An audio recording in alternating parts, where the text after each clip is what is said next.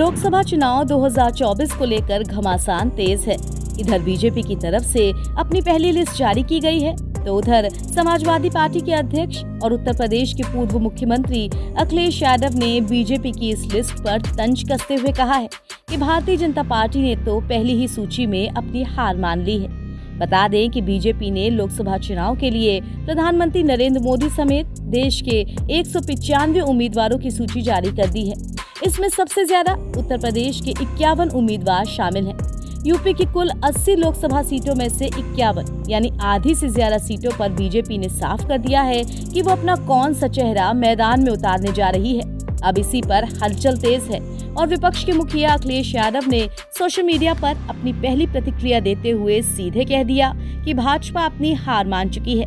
अखिलेश यादव ने लिखा है, भाजपा की लोकसभा उम्मीदवारों की पहली सूची बता रही है कि प्रथम दृष्टिया जिन सीटों पर भाजपा के जीतने की थोड़ी सी भी संभावना है, केवल उन 195 सीटों पर ही ये सूची आई है।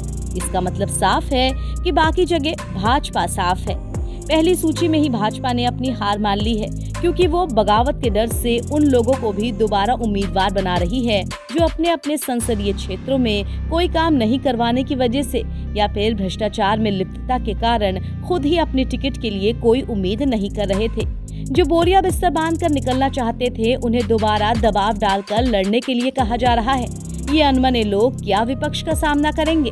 भाजपा के कार्यकर्ताओं के बीच भी इस सूची के आने से गहरी हताशा है, क्योंकि वो जनता के बीच अपने अधिकांश सांसदों के खिलाफ चल रही हवा से वाकिफ हैं। जो युवा भाजपाई टिकट की उम्मीद में भाजपा के हर गलत काम में साथ दे रहे हैं, वो भी निराश होकर निष्क्रिय हो जाएंगे। भाजपा की उम्मीदवारों की सूची भाजपा की नाउम्मीदी की घोषणा है।